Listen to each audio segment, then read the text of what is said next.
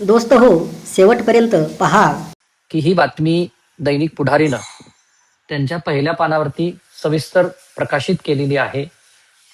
आणि महाराष्ट्राच्या राजकारणामध्ये 2019 नंतर ज्या ज्या पद्धतीचा turn, U turn, side turn, left turn, right turn, unexpected turn, इतके टर्न्स बघितले असल्यामुळं आणि राष्ट्रवादी काँग्रेसमध्ये काही प्रमाणामध्ये खदखद श्री छगन भुजबळ यांनीच जाहीरपणे व्यक्त केलेली असल्यामुळं मी ही सुद्धा शक्यता नाकारत नाही की श्रीमती सुनेत्रा पवार आणि श्री पार्थ पवार यांना वगळून दोन्ही राष्ट्रवादी काँग्रेस एकत्रित करावेत का या संदर्भातलं काही खल सुरू आहे. आणि दोन्ही राष्ट्रवादी काँग्रेस एकत्रित करून एनडीएला पाठिंबा देण्यासंदर्भामध्ये पण चर्चा सुरू आहे. महाराष्ट्राच्या राजकारणामध्ये काल दिवसभर चर्चा काय झाली तर श्री जयंत पाटील यांनी विनोद तावडे यांच्या घेतलेल्या भेटीची, ज्याच्याबद्दल जयंत पाटील पण म्हणाले की हो आमच्याशी भेट झाली. त्यानंतर श्री विजय वडेट्टीवार हे असं म्हणाले की सत्तेच्या जवळ जाण्याचा राष्ट्रवादी काँग्रेसचा प्रयत्न सुरू आहे.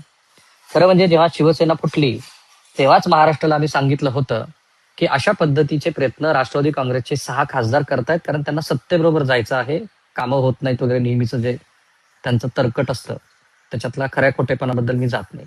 ज्या दिवशी शिवसेना फुटली त्याच दिवशी आम्ही सांगितलं. या सगळ्याचा समारोप कुठे झाला असं वाटलं जेव्हा श्री देवेंद्र फडणवीस यांनी असं म्हणाले की ही बातमी पेरलेली आहे, असं काही होणार नाही आणि एनडीए मध्ये नव्या कुठल्या साथीदाराची गरज नाही.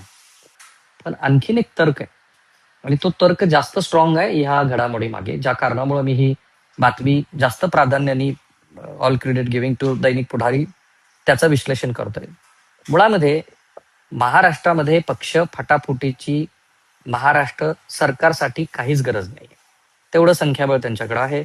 खुद्द भारतीय जनता पार्टी 135 आमदार घेऊन सत्तेत आहे.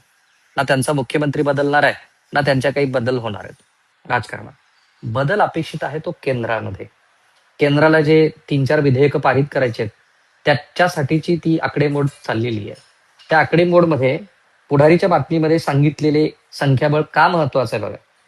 श्री अजित पवार यांच्याकडे एकच खासदार आहे, ऑब्व्हियसली रायगडमधून निवडून आलेले प्रदेश अध्यक्ष श्री सुनील तटकरे. पण शरद पवार यांच्याकडे किती आहेत बघा. सुप्रिया सुळे बारामती, अमर काळे वर्धा, भास्कर भगरे दिंडोरी, सुरेश म्हात्रे बाळूमामा भिवंडी, निलेश लंके अहिल्यानगर, डॉक्टर अमोल कोल्हे शिरूर, धैर्यशील मोहिते पाटील माढा आणि बजरंग सोनवणे बीड. हे नंबर्स मॅटर करतात. आणि म्हणून दैनिक पुढारीनं जी प्रकाशित केलेली बातमी आहे ती बातमी आधी मी वाचून दाखवतो आणि त्याबद्दलचं नंतरचं तर्क मी तुम्हाला सांगतो. मतदारसंघ पुनर्रचना विधेयकाच्या, ज्याला डिलिमिटेशन म्हणतो आपण, पार्श्वभूमीवरती राज्यात आणखीन एक मोठी राजकीय हालचाल सुरू आहे.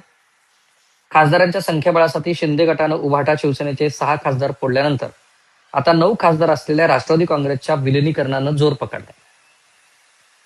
विशेष म्हणजे उपमुख्यमंत्री सुनेत्रा पवार व पार्थ यांना वगळून दोन्हीही राष्ट्रवादीचं विलिनीकरण करण्याचा घाट घातला जातोय. राष्ट्रवादीचे संस्थापक अध्यक्ष शरद पवार या गाठीभेटीच्या केंद्रस्थानी असल्याचं समजतं. राष्ट्रवादीच्या विलिनीकरणाला पक्षातील अजित पवार गटाचे काही नेते आणि आमदारांनी काही महिन्यापूर्वीच उघड विरोध केला होता. पण उपमुख्यमंत्री सुनेत्रा पवार आणि त्यांचे चिरंजीव खासदार पार्थ पवार यांच्या कार्यशैलीवर अजित पवार गटाचे नेते आणि मंत्री आमदार यांची नाराजी वाढत चालली. ही नाराजी आता इतक्या टोकाला गेली आहे की दोन्ही राष्ट्रवादी काँग्रेस विलिनीकरण करण्यास अजित पवार यांच्याबरोबर मातब्बर नाराजांची सहमती दर्शवली असल्याचं सूत्राचं म्हणणं आहे. अजित पवार गटाचे प्रदेश अध्यक्ष आणि एकमेव खासदार सुनील तटकरे यांनी या संदर्भात अजित पवार यांची भेट घेतली. त्यानंतर ज्येष्ठ नेते आणि निवडक आमदारांसोबत सकारात्मक चर्चा झाली. या पार्श्वभूमीवर अजित पवार गटाचे ज्येष्ठ नेते प्रफुल्ल पवार यांच्या निवासस्थानी मागील आठवड्यामध्ये एक बैठक झाली. या बैठकीला खासदार तटकरे व शरद पवार गटाच्या खासदार सुप्रिया सुळे आणि माजी प्रदेश अध्यक्ष जयंत पाटील उपस्थित होते, अशी माहिती सत्ताधारी राष्ट्रवादीच्या एका नेत्याने पुढारीला दिली आहे. या सर्व बैठकात उपस्थित असलेल्या नेत्यानं राष्ट्रवादीच्या दोन्ही गटाचं विलिनीकरण अचानक का जोर धरू लागलं याची कारणं सुद्धा विषद केलीत. त्यापैकी उपमुख्यमंत्री सुनेत्रा पवार आणि पार्थ यांना यातून सरळ बाजूला करण्याचा विचार अजित पवार गटातच का बळावला हे सुद्धा स्पष्ट केलं. म्हणून मी म्हटलं की या सगळ्या संदर्भामध्ये जरी श्री देवेंद्र फडणवीस म्हणाले की एनडीए मध्ये कोणताही नवा पक्ष येणार नाही, तरी सुद्धा मी ह्या तर्काला जास्त मार्क देतो. कारण राष्ट्रवादी काँग्रेसमध्ये अनेक मंडळींना, माझ्या माहितीप्रमाणे 7 मंत्र्यांना किमान भाजपसोबत जायचंय. भाजपना त्यांना आपल्या बरोबर घ्यायचं की नाही, कारण राज्यामध्ये भाजपची जी काही उरली सुरली प्रतिमा आहे तिला कुठे धक्का पोहोचू नये असं कदाचित श्री देवेंद्र फडणवीस यांना वाटत असावं. त्याचबरोबर सत्तेचा समतोल बिघडू नये असंही त्यांना वाटत असावं. कारण देवेंद्र फडणवीस आणि अजित पवार एक मैत्रीचं वेगळं इक्वेशन तयार झालं होतं. आणि ह्या कॉन्टेक्स्टमध्ये कदाचित राष्ट्रवादी काँग्रेस फुटली तर आमच्याकडे नको, तुम्ही तुमचं बघा, अशा पद्धतीनं तो प्रयत्न केला गेला असावा. जर राष्ट्रवादी काँग्रेस फुटत असेल तर त्या 9 खासदारांनी शरद पवारांची साथ सोडून अजित पवारांच्या पक्षात यावं. शरद पवार हे कसलेले खेळाडू आहेत आणि त्या कसलेल्या खेळाडूंनी मग त्याच्यावरती कदाचित हा डाव टाकला असावा. जरी सुप्रिया सुळे म्हणाले की या चर्चेमध्ये तथ्य नाहीये, पण ह्याची चर्चा ही काही आज नाहीये. ज्या वेळेला श्री अजित पवार हयात होते तेव्हाची जी मांडणी होती ती अशी होती की सुप्रिया सुळे केंद्रामध्ये मंत्री, आणखीन एक मंत्रीपद राष्ट्रवादी काँग्रेसला, अमोल कोल्हे प्रदेशाध्यक्ष, 14-15 बैठका झाल्या आणि मग त्याच्यातनं राष्ट्रवादी काँग्रेसच्या विलिनीकरणाचा मुद्दा पुढे आला. ज्या दोन्हीही राष्ट्रवादी काँग्रेसच्या विलिनीकरणाचा मुद्दा आहे जो पुढे पुढारीच्या बातमीत दिसतोय की राष्ट्रीय पक्षाध्यक्ष सुनेत्रा पवार यांच्या नेतृत्वाखालील आगामी निवडणुका जिंकणं अवघड असल्याचं आमदारामध्ये म्हणणं आहे. हा नेतृत्व बदल आताच घडवला तर विधानसभेची तयारी करण्यास 3 वर्ष व्यवस्थित मिळतील. दुसरा मुद्दा, ज्येष्ठ नेते आणि मंत्र्यांना पार्थ पवार यासारख्या नवख्या नेत्याने आदेश देणं आवडत नाही. अनुभवी पार्थ यांचीच पक्षावर कमांड आहे आणि पक्षाचे आर्थिक सूत्र सुद्धा पार्थकडेच आहेत. हा जो नेतृत्व बदलाचा भाग असतो ना, ज्यावेळेला एक पठडी सोडून दुसऱ्या पठडीकडे रेल्वे जायला लागते, तो खडखडाट अपेक्षित आहे. आणि पार्थ पवार हे अनेकांना प्रश्न विचारतायत की ह्या प्रश्नाचं उत्तर काय, तर ते या मंत्र्यांना आवडत नसावं, साहजिक आहे. अजित पवार गटाचा चेहरा मराठा असला तरी पक्षामध्ये मराठा नेतृत्वाचा मात्र अभाव आहे. मुद्दा क्रमांक 3. नंबर 4, विद्यमान मराठा मंत्री आणि आमदारांची ताकद मतदारसंघाभोवतीच फिरत असून राज्य पातळीवरती पक्ष बांधणीसाठी ही ताकद उपयोगी पडताना दिसत नाही. राईट. नंबर 5, दुसरीकडे उपमुख्यमंत्री एकनाथ शिंदे यांच्याकडे मराठा मतदार वळत असल्याचं चित्र आहे. आय कम्प्लिटली अग्री विथ दिस. शिंदे यांच्याकडे मराठा मताचं ध्रुवीकरण झाल्यास अजित पवार गटाचं राजकीय अस्तित्वच धोक्यात येऊ शकतं असं नाराज नेत्यांना वाटतं.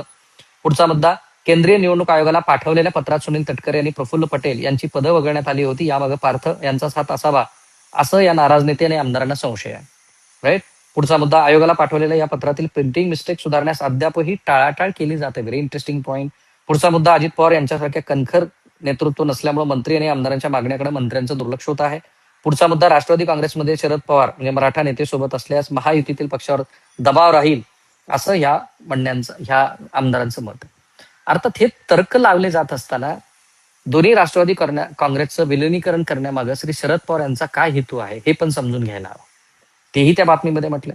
पक्षफुटीनंतर सुद्धा जयंत पाटील, अनिल देशमुख, शशिकांत शिंदे, राजेश टोपे यासारख्या अनेक मराठा नेत्यांनी शरद पवार यांची साथ सोडली नाही. या अशा नेत्यांना सत्तेत पुन्हा आणण्याचा विचार शरद पवार यांच्या मनात घोळतोय.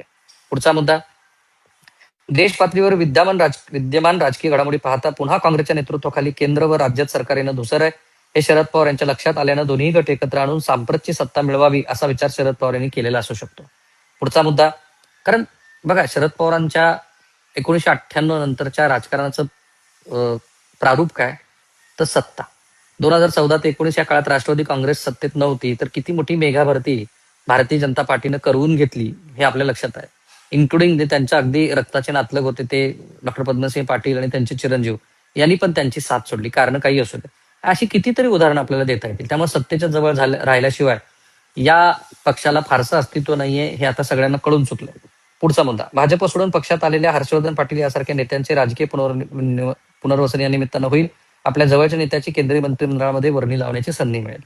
केवळ मराठा मतावर विसंबून न राहता आगामी निवडणुकीच्या दृष्टीनं अजित पवार गटाकडील प्रफुल्ल पटेल, सुनील तटकरे, छगन भुजबळ यासारख्या बड्या नेत्यांची गरज शरद पवार यांनी हेरली आहे. एकनाथ शिंदे यांच्याकडे मराठा मतदार वळत असल्याची शरद पवार गटालाही चिंता वाटते. पुढचा मुद्दा, उभाटा शिवसेनेचे 6 खासदार फुटल्यानंतर शरद पवार गटालाही खासदार फुटीची चिंता आहे. खासदार अमोल कोल्हे यांच्या वक्तव्यानंतर या चिंतेत आणखी पडलेली भर आहे. पुढचा मुद्दा, केंद्रीय तपास यंत्रणेच्या धाकधुकीतून मुक्तता. ते खरंच आहे. पुढचा मुद्दा, सत्तेत सहभागानंतर सहकारी व खासगी संस्थांच्या संरक्षणाची खात्री हे लाभ देखील शरद पवार गटाला खुणवत आहेत. हे सगळे मुद्दे तार्किक दृष्ट्या बरोबर असल्यामुळेच मी ह्या बातमीचं विश्लेषण केलं. दोस्त हो, या सर्व पार्श्वभूमीवर एक प्रश्न निर्माण होतो की राज्याला विरोधी पक्ष राहणार की नाही. आता उद्धव बाळासाहेब ठाकरे यांची क्रेज आहे, परंतु त्यासाठी त्यांनी रस्त्यावर कायमस्वरूपी राहणं गरजेचं आहे, सतत प्रयत्न करणं गरजेचं आहे. एक आंदोलन केलं, 1 महिना गायब, अशा पद्धतीने चालणार नाही. मग राज्यामध्ये विरोधी पक्ष म्हणून उरतो कोण, तर अर्थात काँग्रेसकडे चांगले खासदार आहेत, परंतु एक राज्यव्यापी सर्वमान्य असं नेतृत्व नाही. हर्षवर्धन सपकाळ ॲक्टिव्ह आहेत, चांगले आहेत, विचारधारा चांगली आहे, सगळं योग्य आहे, दिशा योग्य आहे, काँग्रेसच्या राजकारणामध्ये अगदी फिट बसणारं व्यक्तिमत्व आहे. परंतु राज्यव्यापी मान्यता अजून त्यांना भेटलेली नाही. एक सक्षम विरोधी पक्ष नेता म्हणून त्यांचा नावलौकिक अजून झालेला नाही.